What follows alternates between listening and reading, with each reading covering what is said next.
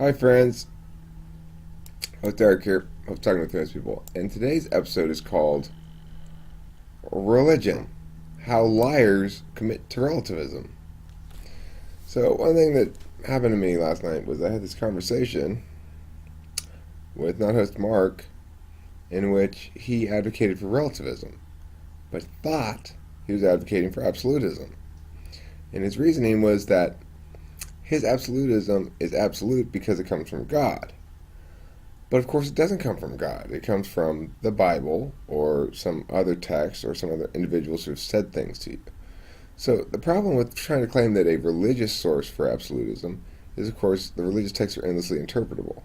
So you claim as though there's a clear course of action in the Bible.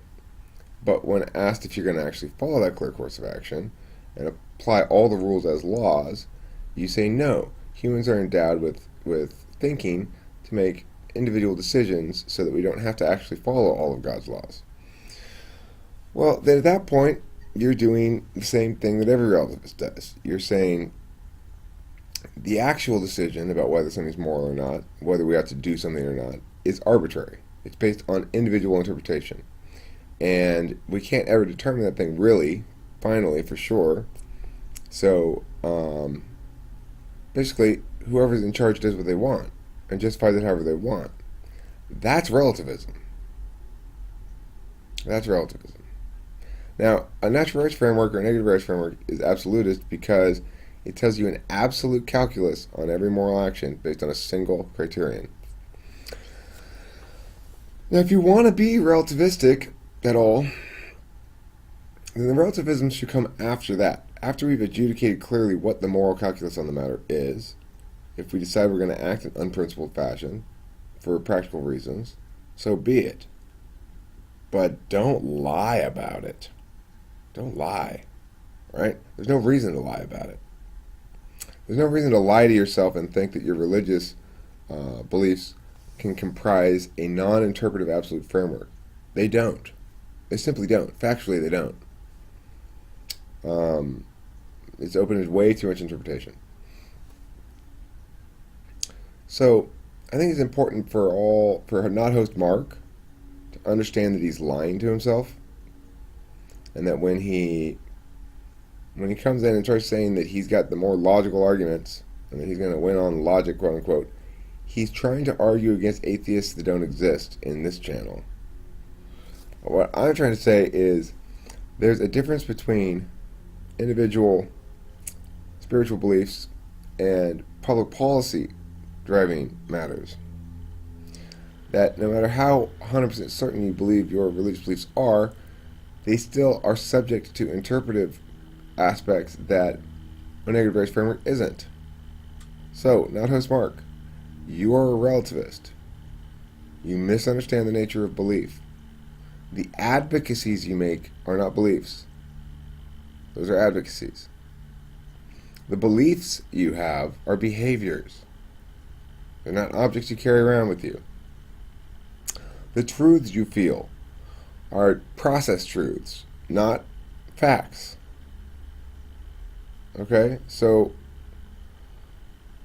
it is excellent that you want to come in and battle these things out. I love that. But don't lie. When you're panned, admit it. When I caught you in a logical contradiction, admit it. When I point out that it's definitionally impossible to draw deductive conclusions about a reality that's unobservable, concede the point. I mean, it's definitionally true. When you run from it, you're not being honest. You're being dishonest, and you're being relativist.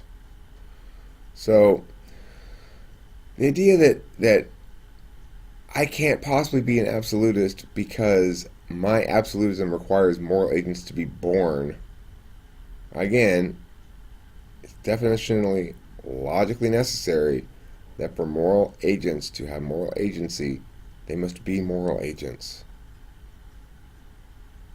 Right? One of the same problems that always occur to me. People come in and they want to argue against positions I am not making. Not most Mark wanted to come in and argue against Richard Dawkins. I fucking hate Richard Dawkins. The guy's a fucking douchebag. He's dead now, but he was a douchebag. I'm not making those arguments. I'm not arguing against your fucking religion. I'm arguing against the notion that you can universally apply it fairly and pass any sort of reciprocal burdens test. You can't. It's time to be honest with yourself. It's important to be able to utilize faith, because otherwise you're just denying yourself a tool. But it's much more important to be able to distinguish between what is simply, accurately, factually, definitionally, logically true, and what is not. If you can't do that, you don't belong in discussions that are driven by logic. You didn't concede anything. So when I pinned you in several different spots and you had nowhere to go, you made no progress. You didn't jettison any bad arguments. That's called self-deception. It's called lying. What does God think about that? He doesn't approve. You're lying because you're protecting your conclusions rather than the process of truth reaching. If you're not prioritizing the process of accurately adjudicating issues of truth, then you're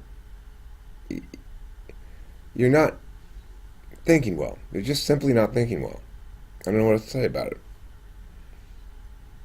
Your attachment to wrongness is offensive. That's it.